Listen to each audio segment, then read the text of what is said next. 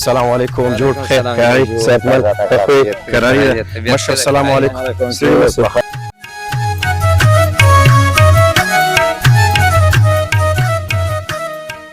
مسافر در جگانه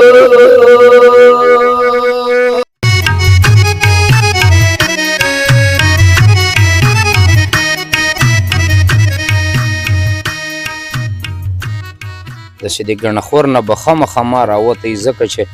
بس داسې چال مې واورېد داسې چال یې سو او بیا بجلي هم نه وه راسره منډه مې ویلې بجلي چېرته وه کاشکې بجلي خو وای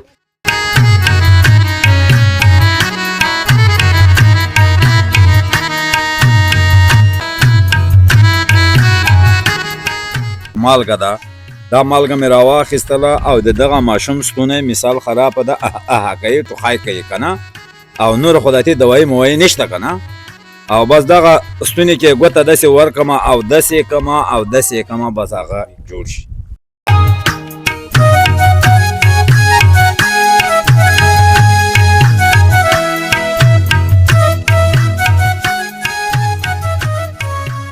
مخکې به چې وو په خانه باندې به مو ډولۍ راوړلې د موږ د پلارونو د نیکونو وخت کې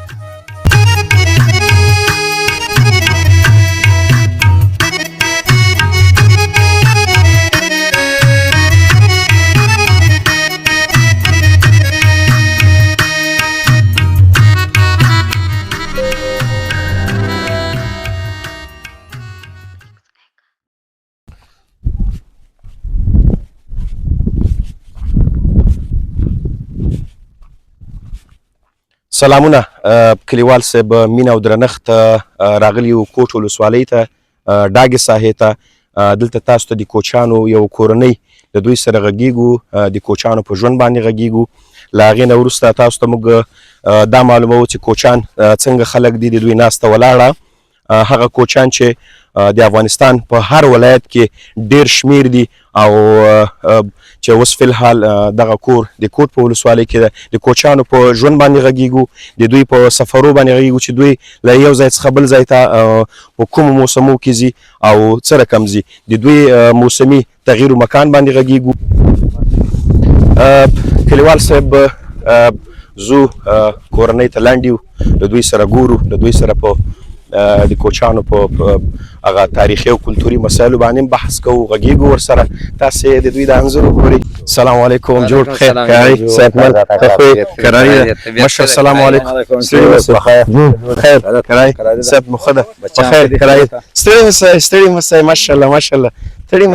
مسئ ماشاءالله دا وګورئ دا ماشاءالله ماشاءالله ته هم ستړي مسئ خیرات ده ښه صحت مو ښه ده خیر تاسو ښه چارې په خیر دي کلیوال صاحب موږ هم راننوتلو نن ناست یو تاسې د دوی دغه کیږدۍ مراندې او دغه طبیعي ښایسته هوا او هغې سره څنګ کې دغه تاریخي او کلتوري افزار او وسیلې هم تاسې وینئ راځو له دې مشرانو سره غږیږو د دوی زړه احوال اخلو چې دوی دلته ژوند زندګي څنګه ده په کومو کارونو دلته بوخت دي مشره که لومړی کې خپل ځان راته معرفي کوئ ما نوم احمدین ده اوس په دلته په جلال آباد کې ده اوس خو فلحاله بټکوټ ولسوالۍ سره یو او بس که خیر بیا موړې لوګرمه د هغې ولسوالۍ ده درنو لیدونکو کوچیان په ټول افغانستان کې له مختلف قسمه مشکلات سره لاس او ګریوان دي چې یو د دوی اقتصادي مشکلات دي که تاسې د کوچیانو د ژوند په اړه موږ ته ووایئ چې دوی ژوند څنګه تېرېږي او څنګه ده وله چې سختي ده ژوند خو نور ښه تېرېږي رخصات یي خو به داسې ده چې مزدوري یې پاته نه لګېږي مزدوري ډېره سخته ده ګراني ده او بیا داسې په ډاګونو باندې په ځمکه باندې سمولو کټونه دا نشته او بس ژوند ډېر مشکله ده خو بس الله دې خیر کړي الله دې خیر ډېره زیاته مننه دغه که تاسو دا د اوښانو په اړه ووایئ چې اوښان دلته نه ترسره کېږي اوښان فعلا د اوښانو ساتنه د هغوی روزنه کوئ که مو پرېښې ده موږ اوښان خو چې کوم دي مخکې مو ګرځول اوس هم خرڅ کړي دي دوی بوټي خوراک دي دا ونه او بیا به بوس موس دا ورته اخلي په پیسو باندې یا به ونو منو کې سره بس نور خوراک یې اوښانو خو دا ده خو اوس فلحال هم خرڅ کړي دي ژوند یې ډېر سخت ډیره زیاته مننه درنو لیدونکو. پخوا به له کوچیانو سره ډیر زیات اوښان و چون چې د اقلیمي بدلون په اساس باندې هغه بوټي کم سوي دي او د هغوی روزنه لږه سخته ده. راځو د بل مشر سره زړه خواله کوو. په لومړیو کې خپل نوم راته واخلئ. د ما نوم خو جلال ده. ډیره زیاته مننه جلال صاحب. کور مو ودان خوشحاله اوسئ. دلته تاسو راغلي ژوند زندګي مو څنګه تیریږي؟ دغه کلیوالو سره مو روابط څنګه دي؟ دوی سره راشه درشه کوئ که نه کوئ؟ ولا بس لږه لږه خو ورسره کوو راکوو او بس اوبه م د کلي والا نه راوړو او اوبه م نشته او بس همدغه وچه میره ده او په دې میرې کې پراته یو نو بس دغه دیاړي میاړي کوو او نور به داتې څه پته نه راته لګېږي او ژوند مو ډېر خرابه ده. خوشحاله اوسئ. کور مو ودان. دغه شاوخوا ګاونډیانو رویه در سره څنګه ده؟ چلند یې در سره څنګه ده؟ رویه چلند خو بس د اوبو موبو ورته موږ اړتیا لرو او اوبو ښې راکوي او نور خو داسې موږ هم نه یو پرې لګېدلي او بس غریبانان ښه دي هغه خپل کار کوي او موږ خپل کار کوو. کور مو ودان. قدرمن مشر که تاسې د مالدارۍ په اړه راته ووایئ چې فعلا څومره مالداري لرئ؟ فعلا دلته شته نشته؟ یاره جلال صاحب مالداري خو ډېره هغه ده کمه ده دلته که نه مال مو ومو خو همدغه افغانستان کې ګیا میا نشته او مالداري هم چې وایي او مرضونه یې وکړل دواګانې مې نه وي او بس پیسې هم نه وي داتې به غونډ مال رانه مړ شو داسې کم تر کمه مال فاتې ده او 4 دقیقه 5 دانې 6 دانې میږي فاتې دي او یوه دانه غوا راته ولاړه ده او نور ژوندۍ دنیا نه یعنې له ورو او پسانو سره تاسو غواګانې هم ساتئ؟ یوه دانه غوا شته راسره دغه بال او بچ ماشومانو دپاره مونږ وایو چې که لږه شوده موده مسته وخوري او نور خو همداسې خوراک هم نشته داتې. نو په دې ساحه کې فکر کوم وښو ډېر زیات کمبود ده نو دغې غوا ته دغه د وښو سیسټم تاسو له کومه ځایه برابروئ؟ ولا موږ خو بس دغه کوم واښه ماښه په ټایم کې راوشکوو او د دشتو کې دغه کلي والا سره پټي مټي دي دغونه واښه ورته راشکوو او کوم بوج موج بوس مال بازار نه ورته راوړو او بس موږ دا وایو چې رانه مړه نه شي او بس دومره م راټینګه کړې ده. د مړي او ژوندي په اړه تاسې ماته وایئ چې تاسو مړی ژوندی څنګه ده؟ مړی ژوندی خو د مونږ بس دغه ده چې چا سره لږه پیسې میسې او مړی وشي په همغه ورځ باندې خیرات میرات او خپل خپلوان کام قبیل راغواړي. چا سره پیسې نه وي لږه ناوسه غوندې هغه د مړي کار هغه کوي مړی سپاري او بس خیرات یې بیا لږه شاته کوي چې چېرته شی لاسته ورغلل بیا نو بس کوي لږه خیرات. درنو لیدونکو د دوی مړی ژوندی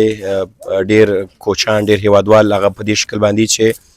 کله په ننګرهار کې دوی یو مریض یو غم خادي دوی ته پیښیږي نو دوی چې کله له سړو سیمو بیرته خپل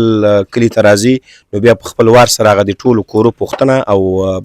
ورځي کور کې او پوښتنه ترې کوي. کله چې کوچیانو کې یو مړی کېږي د هغې دفن تاسو څنګه کوئ؟ د هغې پسې خیرات سیسټم مو څنګه ده؟ او بل تاسو دغه مړی بیا تاسو په یو ځای نه پاتې کېږئ کله ننګرهار کله کابل کله غزني دا چېرته دفنوئ تاسو؟ مونږ خو صاحب ایدرې دي چې په افغانستان کې د تورې غاړې کې ایدره ده ګردي غوث کې ایدره ده لوګر کې ایدره ده مغل خیلو کې تنګي وغجان ما د هغې ولسوالۍ نه باره او بس همداسې سهو کې چې یو بس همغه ایدرو ته رسوو. د خیرات په اړه کله راته ووایئ چې کله یو مړی کېږي د خیرات مو څه سیستم ده؟ خیرات مو دغه سیستم ده چې وروره جانانه چې چا سره لږه وسي هغه په همغه ټیم کې کوي ور او خیرات کوي او که چا سره وسه لږه نه وي هغه بیا لږه وخت ورکوي لکه میاشت 2 میاشتې 3 میاشتې 6 میاشتې تر کاله منې پورې. مننه. کور مو ودان. راګرځو دی بل مشر ته د سره غږیږو د ودونو په اړه ستاسو کلتور او رواجونه په ودونو کې څه دي؟ که ته ستاسو د ودونو په اړه ماته وایي چې ودونو کې تاسې څه شی پخوئ؟ له هغې سره څنګه ستاسو د ناوې راوړل څنګه دي؟ هغې نه وروسته رواجونه هم څه دي؟ موږ خو کوژدن داسې حساب یې چې وي کیږدۍ نه ولاړ سو بل تمبو ته ولاړ سو بس همالته ناسته پاسئ بس بیا دستور بس را شروع شي که خیر بس لږ شیله میله پخا کړو چا سره واسي چا سره نه چا سره ووځه او 2 وځي او 5 وځي دغسې شی بس هغسې لږ سامان تیار کړي بس هاتي که خیر یې ناسته ډیره زیاته مننه کور مو ودان د بل مشر ته راځو مشره ستاسو د خپل واده په اړه راته وایي خپل واده دې په خپله خوښ کړی که د مور او پلار په خوښه نه ما ته خو مور او پلار خوښ کړی مخکې خو به مونږ واړه وو شرمونه به ډېر وو او مور او پلار به چې کوم شی خوښ کړه داتې به بیا مغه کې موږ هم مداخله نه شوه کولی او بس دوی راته خوښ کړی ده ما ته یې واده وکړ او یو 4 دیګۍ مې وریځې پکې پخې کړلې او بس د یاران دوستان دا مو راوغوښتل او بس ډولۍ مو راوړل او کور له که دغه د ډولۍ په اړه تاسې موږ ته ووایي دغه ډولۍ تاسې په اوښ باندې راوړئ یا یې په موټر کې راوړئ دغه لږ روښانه کړئ مخکې به چې وو په اوښانو باندې به مو ډولۍ راوړلې د موږ د پلارونو د نیکونو وخت کې او دا اوس وخت کې چې دا نو بیا موږ په موټر کې راوړو اوس خو مخکې موټرونه نه وو اوس موټرونه زیات شول هر سړی یې اوس موټر کې راوړي چې ډېر غریب سړی یم هغه یې موټر کې راوړي که بیا یې په اوښ باندې راوړي نو چېرته یو انډیوال یي هغه ورته وایي چې په اوښ باندې یې مه راوړه او پیسې نه یې درسره دله زه به یې درکړمه او په دې ګاډي کې یې راوړه کله داسې یو پېښې سره مخامخ شوي یاست چې هغه ډولۍ له اوښ نه غورځېدلي یا داسې یو بله پېښه رامنځته سوي ولې نه هغسې خو ډېرې ډولۍ غورځېدلې دي ډزې به یې کولې خلکو به ډزې کولې او بس هغه به اوښ به له هغه نه وډېرېد ډزونه به وډارسه او اوښ به ولوېده خېڅ به یې کړلې او ډولۍ به وغورځېدله ډزو یادونه مو وکړله کوم وخت کې تاسې به ډزې کوئ کوژدنه کې کوئ او کله ډولۍ راځي بیا تاسو ډزې کوئ کوژدنه کې مې کوو خوشحالي ده که نه او دغه ډولۍ چې راوړو دلته خو نو بیا دغه د کور والا ډېر خوشحال او دغه د ډولۍ والا د کالو والا کورنۍ بیا ټول ورسره خوشحاله چې مونږ ته یې داسې ښکلې ډولۍ را روانه ده او دا ټول ورته خوشحاله او بیا ډز هم دغه خلک مننه کور مو ودان یو پوښتنه بله ده چې ډېر اورېدونکي دې خواهشمند دي چې واوري ودونو کې عموما تاسې څه شی غږوئ ډول غږوئ او که یوازې دریا چې ورته وایي په هغې باندې تاسې بسیا کوئ نو مخکې به ډولونه وو زموږ د نیکو د وخت به ډولونه وو او دا اوس خو بیا دریابونه دي دا زنانه منانه دا دریابونه مریابونه وایي او بس ساعت یې ورسره تېري مننه زنانه خو دریا وایي نران دوی یوازې ډول نه استفاده کوي بیا نڅا اتڼ سره کوي که نور هم داسې نور کوم فرهنګ وي نو راته نه اتڼ مو سره کوو مخکې به ډولونه وو بیا اوس خو ډولونه داسې سره کم غوندې سول بعضې ځای کې دغه مونږ خلک بیا دا بوشکې نه ډول جوړ کړی دغه بوشکه وایي او ډنګاره یې خیزي مننه درنو لیدونکو د مشر خبرې تاسې واورېدلې د دوی هغه سیمه ییزه موسیقي چې اکثره کوچان دوی په ودونو کې غټ ډول نه استفاده کوي چې په هغه ډول کې غټ څونډیم پراته وي په کور کې بیا دوی نو زنانه دریا چې ورته وایي داسې یو ګول دایروي شکل لري هغې نه استفاده کوي بل د دوی همدغه دوه دانې آلې چې دا دوی د سیمه ییزې موسیقي په دود باندې دوی ورنه استفاده کوي په نورو سیمو کې ولور خلک اخلي ستاسو رواج څومره روپۍ اخلئ څومره اندازه باندې او که دغه تاسې ماته مخکې مو کوم رواج او اوس څومره پیسې تاسو اخلئ مخکې خو مو صاحبه دغه رواج و چې بس ټوپک مپک به کوم یو سره و هغه به مې پکې ورکاوه او مال به مې پکې ورکاوه اوس خو مالونه هم داسې نشته کم سول مړه سول خلک سره زوبل غونتې سول اوس دغه دیاړي میاړي دي ورته کوي او بس دا پیسې میسې دي ورته برابروي 2 کاله 3 کاله مې دا جلکۍ زلمی ورکړي چې ورې پیسې را برابرې کړي مننه یعنې تاسې مخکې مو مثال میږي تاسو یادونه وکړه دا پکې ورکولې اوس پیسې ورکوئ که د زوم په اړه راته ووایئ کله چې تاسې خپلوي کوئ او دغه زوم په اول ځل باندې د خوښې کور ته ځي دغه ستاسو په کلتور او ستاسو په رواج کې څنګه موږ کې صاحب دغه هغه نشته تګ او راتګ دغه موږ کې نشته دغه رواج موږ کې نشته موږ کې چې واده مو ورکړی نه وي او توی وړی نه وي تر هغه پورې لکه مثال ډولۍ وړی نه وي د خسر له کور نه د جلکۍ د پلار له کور نه جلکۍ وړی نه وي تر هغې پورې موږ کې د زوم تګ او راتګ نشته په ګر کام او قبیل کې هم نشته ډیره زیاته مننه درنو لیدونکو، تاسې د مشر خبرې واورېدلې لکه څنګه چې د افغانستان په نورو قومونو کې زوم په اول ځل د خواښې کور ته ځي، له هغه سره د فامیل غړي نورو سره جوړه کېږي او هغه پیوازي په عامه اصطلاح چې ورته وایو هغه کوي. نو کوچیانو کې تاسې واورېدل چې بالکل دغه نکته دا نسته ده. ښه، ډیره زیاته مننه. که د اختر په اړه تاسو راته ووایئ، دلته تاسو اخترونه کوئ، اختر کې خپلو کلیوالو ته خپلو ګاونډیانو ته اخترای کوئ یا ورته ډوډۍ جوړوئ، دغه ستاسو په فرهنګ او ستاسو په دې کوچاني ژوند کې دا څنګه ده؟ د اختر په ورځ باندې خو مثال څه داسې یو ځای کې پراته یو او یا د ټولو امه خاص همغه ورځ اختر او یا که ډېر خلک په یوه ځای باندې سره غونډ وو نو بیا په یوه ورځ باندې نه خوړل کېږي او هر سړی یوه دوه قربانیګانې کوي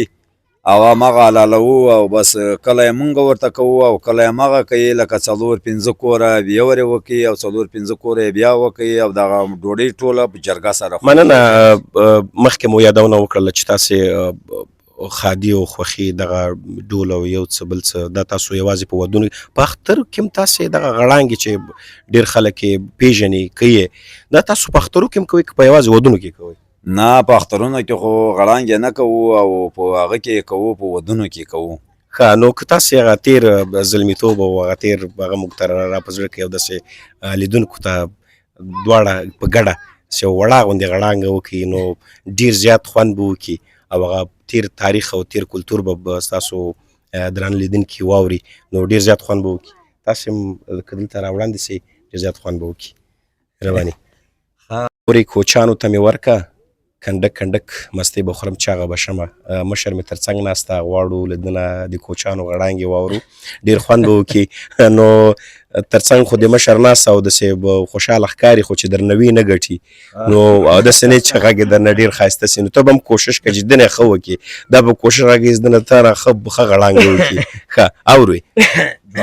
مخکې له دې چې ته غړانګه وکړې نو ما ته به یې وټپه کوې او خامخا به یې راته کوې، ځکه ستاسو ټپې نو دا به بیا بلا خوند وکړي. وړوکي وکړو وا چې دیدنکې بیړه راوکه او زه د شکېدلې پاڼ په سر ولاړه یم. څومره ښه، واه واه، ډېر ښه.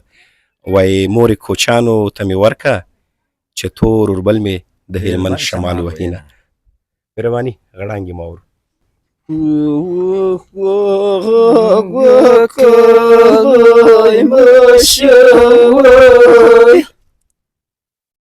لکه سر بچه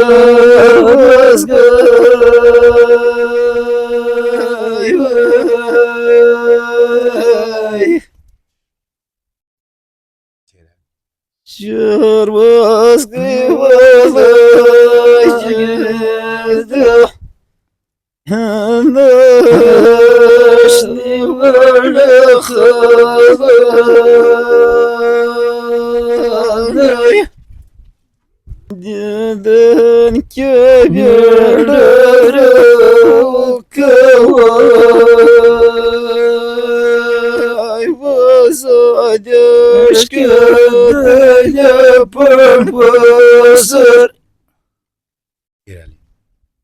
Pun pasar badai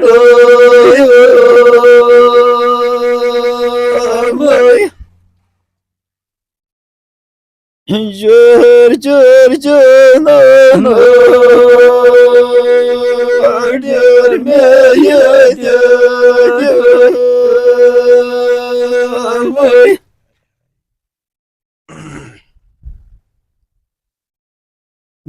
مسافر تلذر جاگانا شو بغبر بغر يا سورنجنا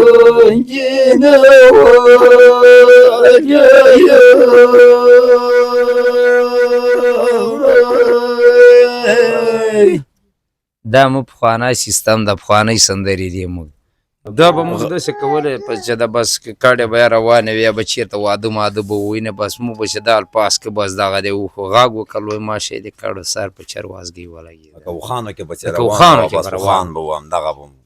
ورسره بدله یعنې کله چې تاسو یو ځای نه بل ځای ته کوچېږئ یا مثال رمید سره وي تاسې همدغه بس همدغه غړانګې به کوئ دغه کوو غړانګې همدغه غړانګې کوو بس زړه م داتې ورسره تازه غوندې داتې باز غریبي ده نو بس بېچاري سي او بیچارګي د مایري یې غرونه یې ډاګونه یې بس. یعنې په دې غړانګو کې تاسې خپل هغه د ژوند هغه ناسته مخکې ولاړه نه انځوروئ ناسته واړه هغه لکه کوو. ډولونه او غجکې مجکې او دغه شیونه نه وي او بس غره کې داتې همدغه ساز ورله برابر کړو دا غړانګې درته نیکونو نه تاسو ته راپاتې دا دي نیکونو تاسو هغوی نه زده کړي او دغه به د مونږ نیکونه به هم دغه بدلې بوللې کوچتوب کې همغه کوچتوب کې به کارته کولې ناسته کارو پاسه کې به کې. کولې ودونو کې به کولې یو پرته له مړي نه پرته بس همدغه غړانګې به بس کولې فقط تاسې په خادۍ کې غړانګې یعنې اخترو کې هم نه کوئ فقط خادۍ کې غړانګې او نه، نه، خاده اخترو کې کې نه کوو خاري خادي غم کې نه واده کې. کوو او اختر کې نه کوو دغه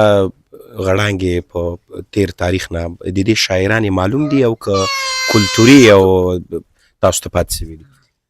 نه مونږ د همدغسې کلتوري نیکونه پاتې ده. شوي ده او شعرونه میرونه یې نشته مونږ کې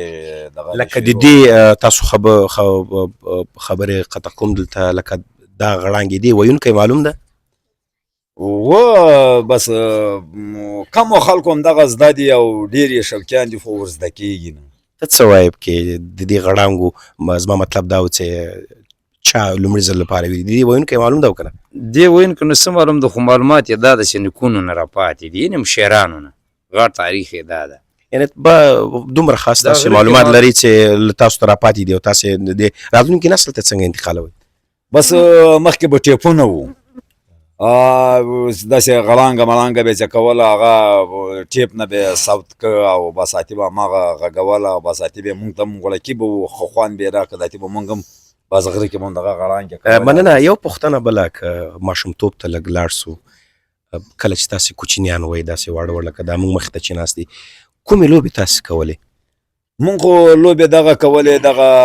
هغه به هم کولې خوسي به هم کول د خپه به هم داسې ګټه ګوته به هم داسې خپه به هم راغبرګه کړل او خوسي به هم کول او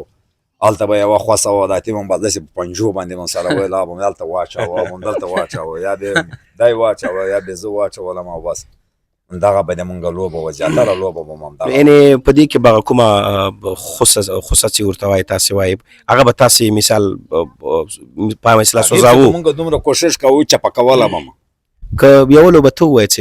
یو خو یادونه وکړله مشر چې خوسای و بله لوبه څه وه زموږ خو دا وه بس داسې پټوونکي به م کړل بس کم یو به م پیدا کړه دا ماشومتوب کې خبره ده که نه بس اتي به نو بیا ډېر خوشحاله شو چې دا هغه ده دا م پیدا کړه دا موږ نه پټ و بس دغه د ګیرم که پیدا تاریخي کلتوري لوبې مشر یادونه وکړه خوسای چې دوه ډلې سره نفر اخیستل کېږي دوه ډلې کېږي په دې کې بیا یوه د خوسي په طور باندې جلا کېږي یوه ډله کوشش کوي چې د دې مقابل ډلې خوسای اوټ کړي یا یې وسوځي دوهمه د دوی تاریخي لوبه چې ډېر کلونه مخینه لري ډمې دي چې دوی تیږي دوه ډلې کېږي تیږي یو بل ته درې یوه ډله راځي د دې ډلې تیږي ولي بله ډله د دوی تیږي هغې نه وروسته چې ډېره زیاته مروجه ده رواج لري او ډېره کلتوري ده پهلواني ده دوی کله چې په خوښیو میلو او په اخترونو کې دوی ځي غېږه نیسي یو بل ته په غېږه ورځي خپل زور معلوموي بله لوبه د دوی اس ځغلول دي چې دا د کوچیانو د کوچي قوم د پښتنو ډېره مشهوره لوبه ده اس ځغلی او په اس باندې هغه معلومې ساحې ته ځي نور هم داسې خپرونې دي چې هغه د افغانستان په کلتور کې خاص ځانګړی ځای لري ډېرې مشهورې دي ډېر خلک غواړي چې هغه لوبې تعقیب کړي راځو یوې پوښتنې ته بل هم چې ډېر اورېدونکي غواړي چې په دې باندې پوه سي تاسې مالدارۍ سره څنګ کې او په دې ساده ژوند سره لاسي شیان څه شي تاسې جوړوئ څه شی چې په لاس باندې جوړوئ لکه لیمڅی یو یادونه به زه درته مونږ خو لیمڅی جوړوو او شکور مونږ ورته وایو بیا ډوډۍ کې اچوو دا شکور هم په خپل لاس باندې جوړوو داسې غوړګه را پرې کوو غوڅوي مو هغه هماغه غوړګه هغه کړو داسې اتي بیا سره کت کوو را کت کوو له هماغې کې بیا سرنج مرنج استعمالوو په ستنې باندې ډېر په زحمت باندې جوړوو خو بیا ماشاءالله ډېر ښکلی راځي دلته وګوره داسې ښه ښکلی جوړ درنو لیدونکو شکور تاسې وینئ کلیوال صاحب د دوی لاسي صنایع یادونه یې وکړه چې لیمڅی دغه لیمڅی نه ده دا وړۍ یې ورې وټکوو بس دغه په لکاړو باندې وي په دا چکو باندې او دا وړۍ بیا مالوچ غوندې کوو بس موږ سره خو سیسټم نه وي بس دا بیا داسې په دا لاس باندې وارو بس بیا دا رنګونه ورته کې واچو مننه. دغه وړۍ یادونه مو کړه، دغه وړۍ همدغه مالداري چې کومه تاسو لري همدغه وړۍ هم دوی نه تاسو لاسته راوړئ که نه په بازار کې پیسو اخلئ؟ نه دا موږ مالداري و خو اوس لکه مالداري موږ سره خرابه شوې ده، څه مړې شو، بیماري ورلګېده، دواګانو په سیسټم نه پوهېدو. په دا شیونه به موږ خپلې مالدارۍ نه جوړولې، په هغه وخت کې به مو مالدارۍ صحیح وه. اوس خو بیچارګي ده، بس غنم ورې بودا ځوان وکړو، ها وکړو، دیاړي ده چې ته پیاز میاز وکړې کېنه خشاوه وکړه. بس کلیوال صاحب سخته ډېر ستاسو مشرانو خبرې مو واورېدې چې د دوی لاسي صنایع لیمڅی ده، لیمڅي سره څنګ کې شکور ده، شکور چې لوښو نه جوړېږي، شکور جوړوي، هغې نه وروسته ټغر، همدغه مالداري چې دوی لري، دغه د رمو، دغه د وزو وړۍ راټولوي، جمع کوي، بیا رنګوي، پاکېږي، مینځل کېږي، خپله طریقه او پروسیجر لري. نو دوی د کوچیانو د کلتور چې ډېره زیاته ډېر کلونه مخینه لري، هغه ټغر او کالین او لیمڅی ده چې دوی اوس هم دود لري، کوچیان یې جوړوي. د کوچیانو په دې ساده ژوند کې قول، که د قول په اړه لږ راته یو بل سره قول کول، دا څومره تاسو دې ته ژمن پاتې کېږي؟ مونږ خو سړي سره قول نه کوو، چې قول ورسره وکړو او بې قولي وکړي، هغه مونږ ته بیا ډېر هغه ښکارېږي، او مونږ خو په خپل قول باندې ځان مړ کوو، خو قول نه ماتوو. په خپل قول باندې ډېر ټینګ یو. مننه کلیوال صاحب. کوچیان هغه څوک دي چې د قول په اړه مشر ویلې چې دوی کله یو چاته لاس ورکوي، قول ورکوي، نو دوی هغه خپل قول باندې، دا هم د دوی یو کلتوري نښه او کلتوري کلمه ده چې دوی ډېر وخت نه مروجه ده او رواج لري. د قول یو مثال که موږ ته ووایي، لکه کوم قسم کې تاسو دغه قول یو بل ته لاس سره ورکوئ، قول ورکوئ؟ لکه مثلا یا د کوزدې په حاله باندې اول سره کومې خبرې وکړو، او بین ابواره یو په دې سړي باندې چې یاره خو دغه کار به ونه کړي، او ما کومې ویناګانې ورته کړي دي، هغه کار به ونه کړي، او دا سړی به رانه پښیمانه شي. بیا مونږ لاس ورکوو، قولي کوو یې. دا نورې خبرې خو ماسې لا نه یې ورسره کړي، خو خالي یاداشت مو سره کړی، او دا یې دومره ووایي چې یا هو یا نه، او مونږ په دې باندې ناعتباره یو، او ورته ووایي چې ښځه لاس راکړه، او هماغه ووایي چې یاره قول څه، بس دومره وخت کې زه تا ته معلومات درکوم،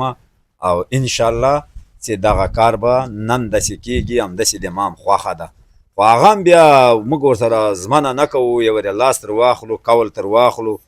دا ته بیا پښیمانه سیم، بیا یو بل سړي ته ووایي چې یاره خو په دې کې مثال ډلې ټپلې راشي، او ورته ووایي چې موږ سره یې قول هم وکړو، او دی اوس په خپلې خولې باندې پښیمانه ده، او دا د قول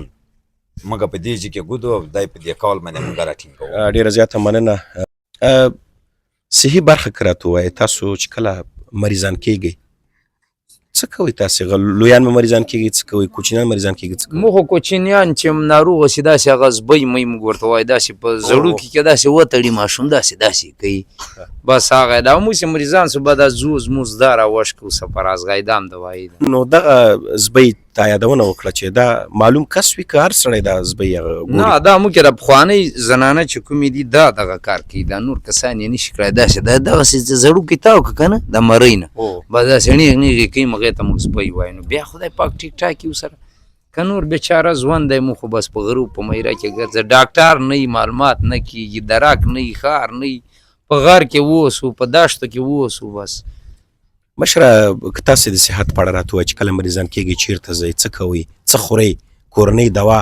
څه شي نه استفاده کوئ؟ که یو لنډه رڼا کړئ. ولا مریضتیا کې خو دغه سفرازغی مرافرازغی دغه وټکوو، را وټکوو، بیا په اوبو کې واچوو، او بیا له جال نه ونینوو، او هماغه بیا وسکو، او دغه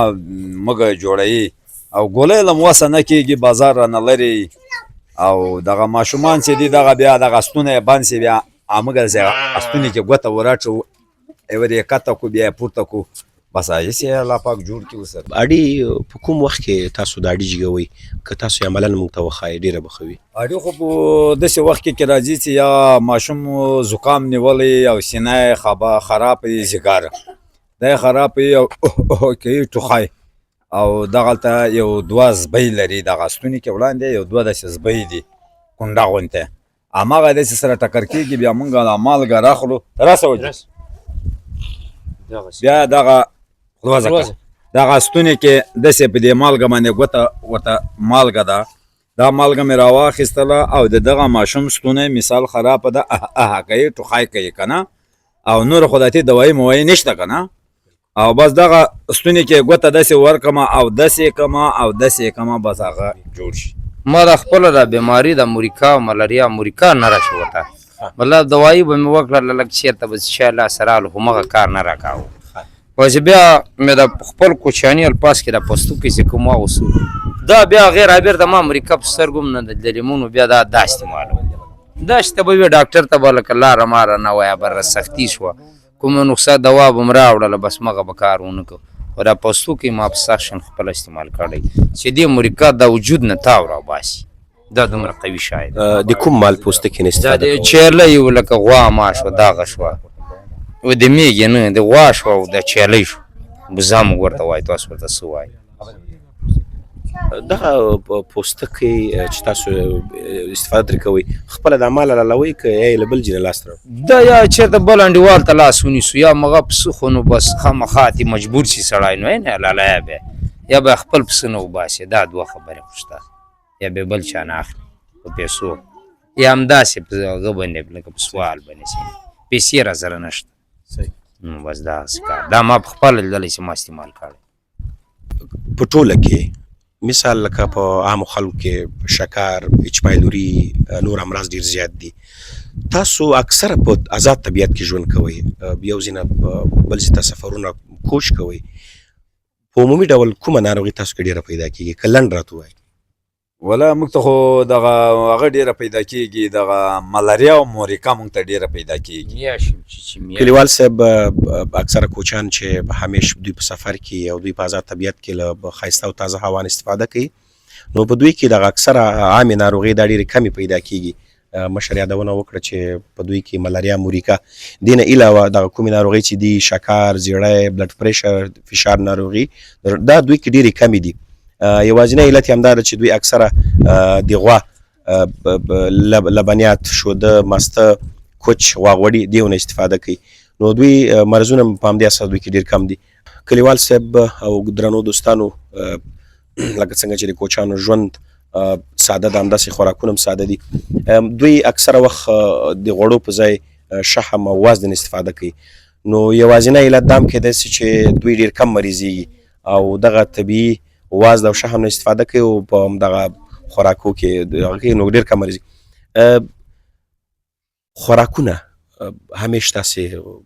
کوم خوراکونه کوي د کوچانو چې کوم کلتوري خوراکونه دي تاریخي خوراکونه دي مو خو دغه قرت مرد دا استعمالو غوړي پې واچوو یا دا سپینکای ورته وایي دا موږ پې واچوو لږ یې لکه ولې کړو که نه پاسې پې واچوو او خرپیني دا استعمالو موږ خوراکونه دا دې یادونه مو کړه دا کوم ډول خواړه دي دا خو دغه میږو نه مستې جوړې کو یا له غوا نه دغه مستې جوړې کو او دغه بیا پی کو دا پی بیا په یو خلطه کې اچوو همغې نه اوبه ځي هغه اوبه راټولوو دغه زیم ځای راټولوو دغه پسې بیا اور پسې اچوو بیا خوټوو دا ډېرې وخوټوو پخه شي بیا موږ داسې یو چوکا غوندې ورته راخلو یا چنچه ورته راواخلو او ویې لړو هغه داسې ټینګ سي بیا دا تیر لږ لمر ستوری ووایي یا تې داسې کلک سي او همغه بیا په چاقو باندې راوهي او کرار داسې لږ غوندې را جوړ کړو دا تې بیا اوبو کې واچوو هغه بیا وخوټوو هغه نو بیا ډېر تروه راځي مننه کلیوال صاحب د مشر خبرې تاسې واورېدې نو دا ډېر تروش نه بیا تاسو دین استفاده کوئ تاسې خورئ نو خاطي مونږ څنګه وکړو دا خوراک ده نو بل چیرته ولاړ شو موږ دشته کې خو به ته بازار ته ځې ته به مثال مال ته ګورې یا به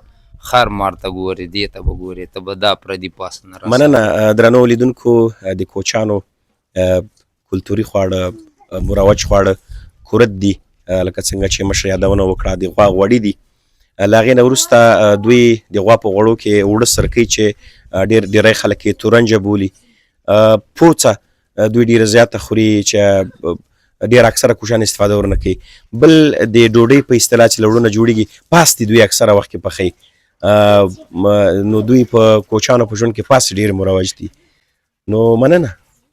و موږ خو د پاستې پخوو لکه موږ خو تنور منور دا نه وي دا تبۍ را سره دا وسپنې لکه کارتینار غوندې بس دې باندې بس ټکاله ماله واچو هغې به ډوډۍ راځي بس هغې بس خورو او صحیح صفا سره ډوډۍ راشي بس هغه خو ډیره زیاته مننه درنو معززو مشرانو خبرې تاسې واورېدلې ډیر ګټور او ډیر مهم معلومات یې له موږ سره شریک کړه